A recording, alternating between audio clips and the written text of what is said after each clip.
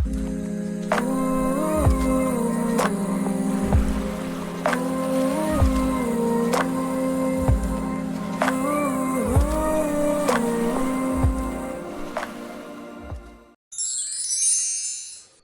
my name is Dan, and this video is one in a short series of videos that I'm doing about the use of races and classes in video games. And in this one, I'm going to present some design thoughts, some considerations, and possibly some questions you might need to ask yourself when you're in the process of designing races and classes.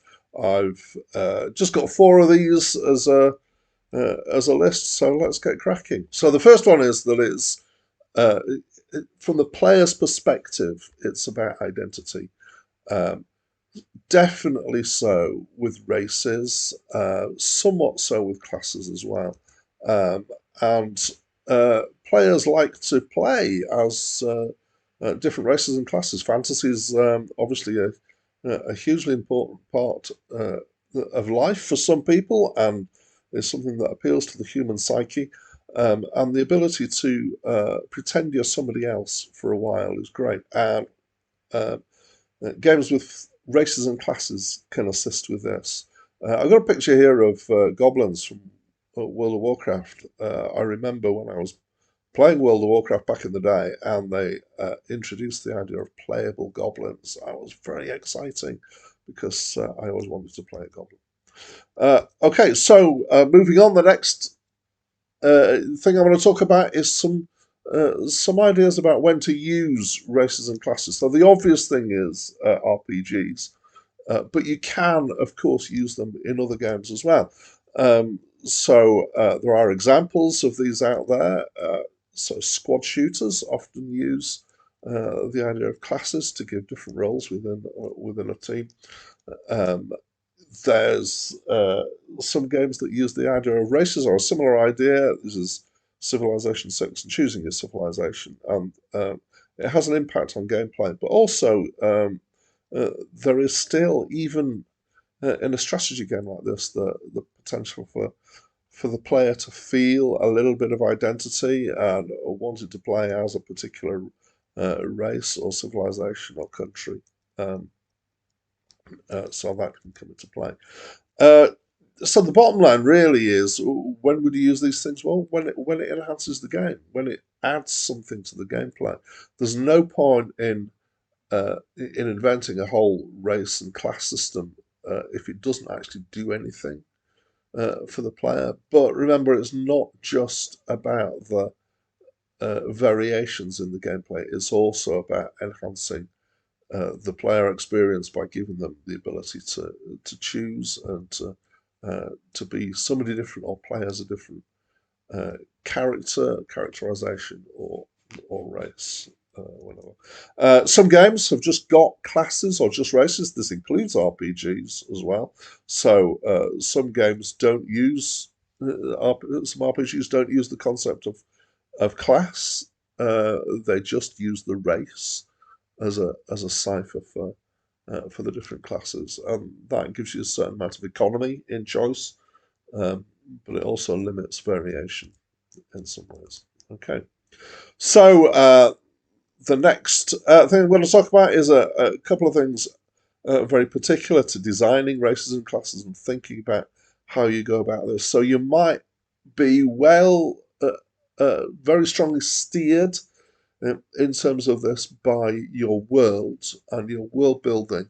So if you're using an IP that's existing already, either from your own creation or from some external source, then that will almost certainly drive these sorts of design things. But sometimes you have the joy of creating worlds from scratch, and so you have the ability to take control over this.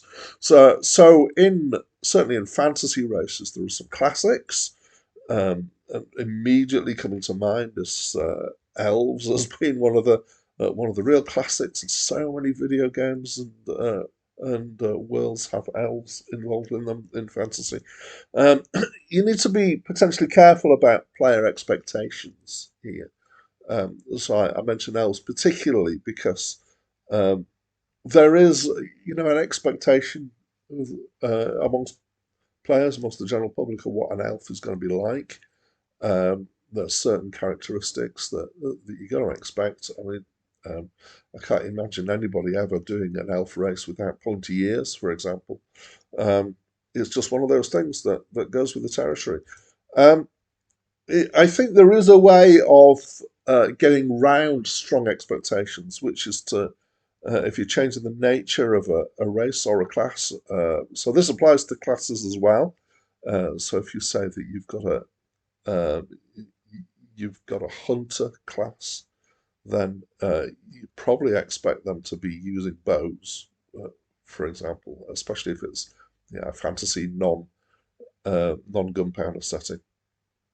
Um, so changing that around, if you change that, then there is the chance that players are going to complain because it's not what they're expecting. But if you change the name of a class or a race, then it gives you a bit more license. And one series that's done this to great effect is the Elder Scrolls series. This is uh, Dark Elves, although they're actually called Dunmer in the Elder Scrolls. This is from Skyrim, and they have changed the expectations somewhat, but partly how they got away with it was by using change of names. And there's the race that seems to have died out, which is the Dwemer, which some people think are analogous with dwarves, and not quite sure if that's actually true.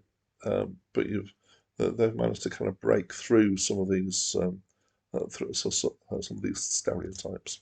There are some races where the expectations aren't there, and there's a large variety. So trolls, I want to pick up on in particular. So this is a picture of a troll from World of Warcraft, which is very different from trolls from this game called Trolls. These are kind of what I think of as gonks, um, but I think this was tied into a movie at some point with these characters with these shocks of hair on the top. And then the picture not from a video game, but from a Discworld short movie.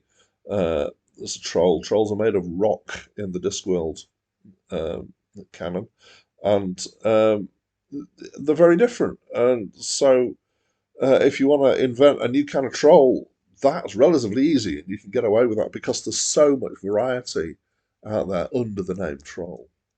Um, so that's that thought. Let's move on. Beware of racial characteristics. So what I mean by this is actually be careful when you're designing, particularly races, that you're not creating something that is a stereotype that exists for uh, real world racial characteristics or even your perceived real world racial characteristics. So there's this isn't from games. This is a classic example from Star Wars. Sorry, Star Trek. Apologies to all the Trekkies out there. And this is a picture of a Ferengi, and I couldn't say anything about the intentions of the writers for Star Trek when they were creating the Ferengi race, but they have certainly been under a certain amount of um, criticism over the years, uh, under the thought that the Ferengi were potentially a race that were designed to be like Jews. And there's people have picked out how the negative traits of Ferengi uh, link up with some of the negative stereotypes that some people apply for Jews. Um, I'm trying to be really, really careful how I talk about this because I know that this is a very sensitive topic.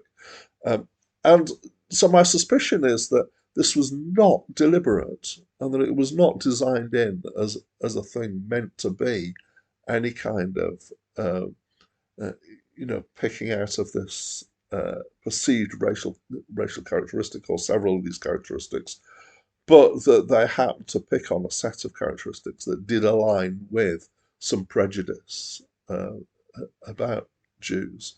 And so this has caused problems over the years. And so the thing that I'm trying to say here as a designer is uh, your intentions are one thing, and I have an assumption that as a responsible game designer, that you wouldn't be designing a game where you have a race that is deliberately meant to be drawing out racist characteristics to make a point about any particular uh, race of people in real life. But I do want to bring to mind the thought that it's possible to do so accidentally. And so this is something you need to have in your mind when you're thinking about design of races.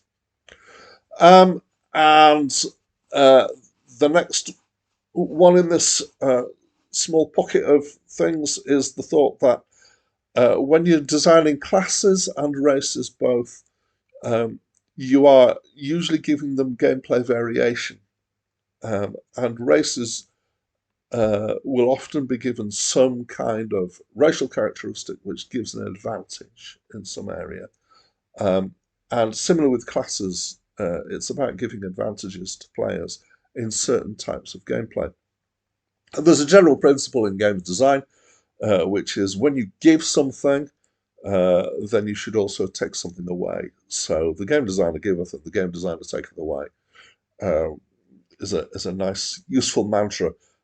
This is about balance, and I've got another video later in this series which delves more deeply into the concepts of balance for races and classes. But even at this stage, it's worth thinking about the fact that if you're going to give an advantage somewhere, in order to keep things balanced, you probably need to also give a disadvantage. Okay, so the last of my four things I want to talk about is it's about choice. And my first one was that it was about identity in terms of uh, how the player sees this, but actually how the in terms of how the player plays uh, games, then the use of races and classes is about giving the player choice. And that's fine. Of course, this is an obvious thing that you're allowing the player to have some choices in your game by giving these options of different races and different classes. Um, when you are doing so, it's usually at the start of the game, and it's quite important as the designer to help the player understand the nature of their choice. And this is one of the reasons why actually fantasy games often use similar tropes, similar classic races, classic classes, because if players have played a reasonable number of games, they then already have an understanding of what that means in terms of the choice. But when you're introducing new races, um, and new classes, and of course this is possible and it enhances your game, uh, it's very helpful for the player to understand the consequences of their choice. And this is quite a deep choice at this point. Usually at the start of the game, you're choosing your race. I don't see how you could change your race partway through.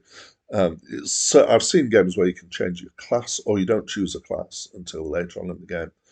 But even then, when you get to that point, the player needs to know what the consequences are, um, and not just kind of vaguely, but giving them a decent idea of the gameplay nature as well as the kind of role playing characteristic nature of this. And the other side of this coin is be careful always when giving players choice to not swamp them with too much choice. Um, I've kind of immediately got this mental image in my head of the kids standing in front of the racks and racks of different chocolate bars in a sweet shop, crying because he's been told he can choose a chocolate bar and there's too many to choose and he doesn't know how to choose, um, and he's just been overwhelmed with choice. And that's a bit of a kind of um, stereotype maybe in itself in some ways, but it is true that if you give too much choice to players, then that can actually put them off, and especially at a very early stage in the game. So they're just starting to play the game for the first time. The first thing you're going to do is to swamp them and make them feel like they don't know what they're doing. Uh, you've got to be careful about that. I don't know how many is the right number for choice, and I think it depends on the nature of your game and the depth the expectation of the depth of commitment to a game. So if you've got a fairly casual game, I would suspect that 3 or 4 was a good number to be choosing from. If you've got uh, something that presents itself as a deep RPG in which you're going to be playing for many hours, then giving the player a bit of time and the space to commit themselves to a choice between, say, 10 um, is reasonable. Okay, so that's the things that I wanted to say. So that is it from me for now.